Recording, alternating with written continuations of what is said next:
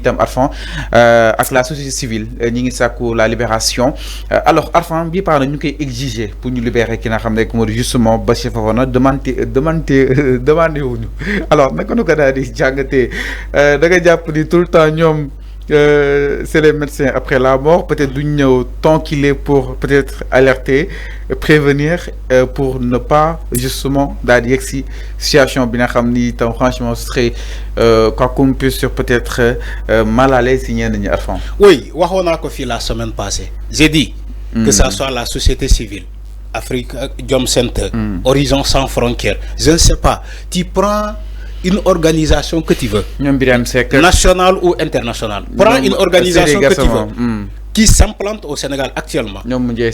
Au lieu ñi wax ces gens-là ni que li nga wax ni kenn du ko wax, li nga wax ni c'est puni par la loi, par exemple, ils ne le font pas. Ils laissent ces personnes-là donner de fausses informations, nous arrêter les, mettre les sous mandat de dépôt. Après, ils viennent pour nous dire que selon, je ne sais pas, la règle, je ne sais pas si c'est une règle ou ça a été préfabriqué et taillé sur mesure pour ces gens-là. On dit affaire gentleman ou bien politique gentleman. Non, clémence. On aurait utilisé la clémence au détriment de la loi. Des gens qui disent comme ça.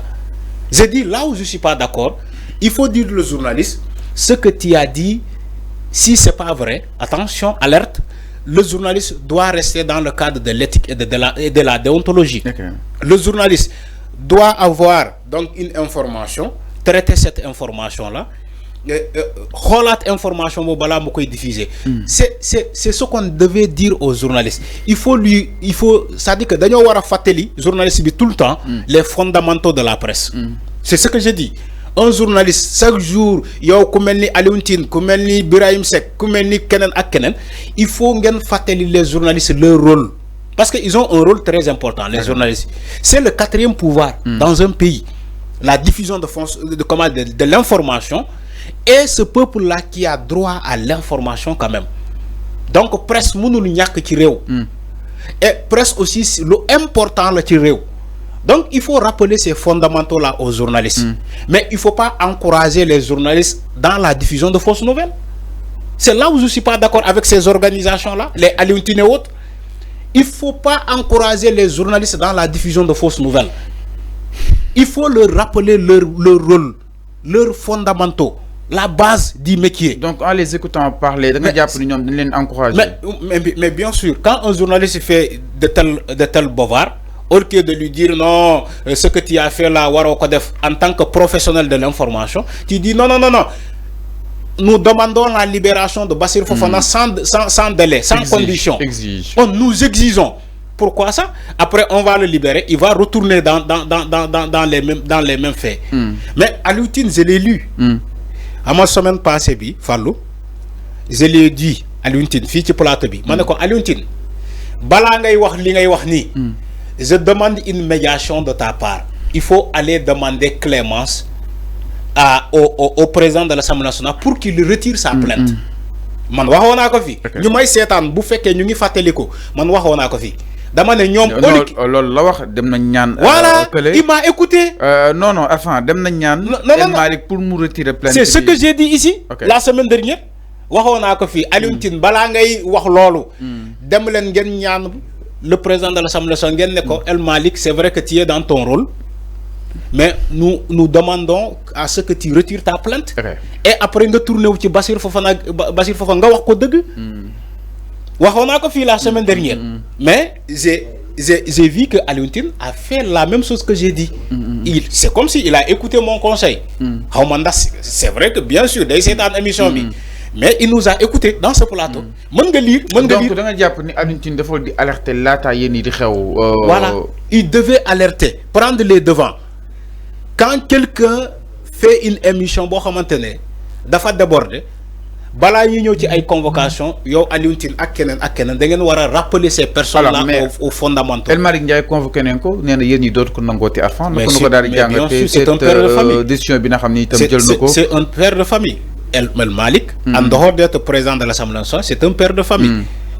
Aujourd'hui bu daloon keneen il va pas l'accepter. Okay. Parce que c'est son image, l'image de El Malik, qui sera remise en cause. La crédibilité de l'Assemblée nationale aussi, qui sera remise en cause. Okay.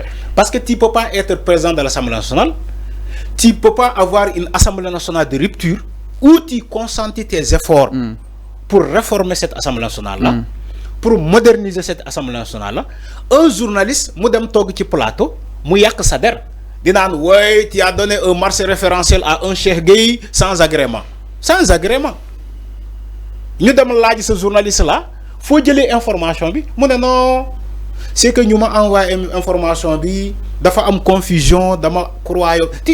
Tu vois ces choses-là. Mais confusion, des fois, quand même. Non, fallo.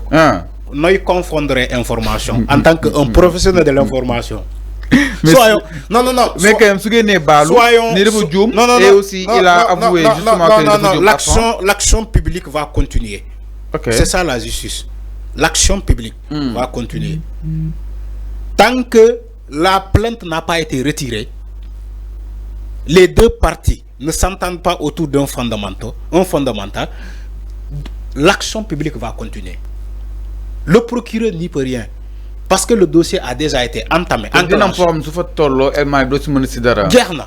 Même sous balai, l'action publique va continuer. Okay. C'est ça la justice. Mota, tu peux lire.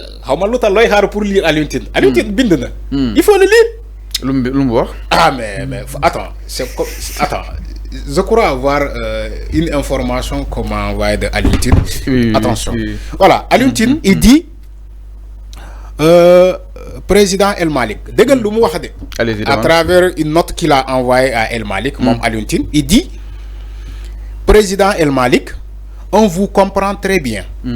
Vous pouvez très bien prouver votre bonne foi. Préserver votre honneur et la transparence dans la gestion de votre institution par une bonne communication. Ce que vous faites toujours très bien d'ailleurs, évitez, il dit maintenant, évitez la prison à Bassir Fofana par simple intérêt pour la protection de la liberté de la presse.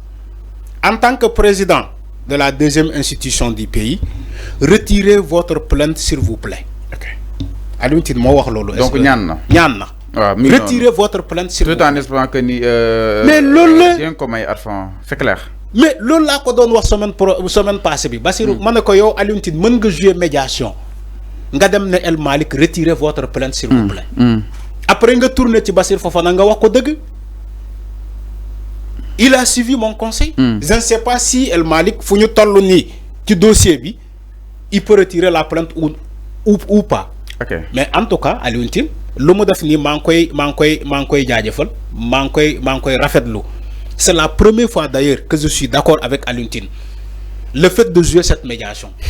Alors, c'est ça son rôle. C'est ce qu'il devait faire toujours. Alors, c'est clair. Mais non, pas rapport avec justement la sortie de Alioune Tine, justement dans l'affaire. Donc, me l'infantile aussi, qui n'a ramené comme dit El Malik Ndiaye, le président de l'Assemblée nationale, il a été convoqué.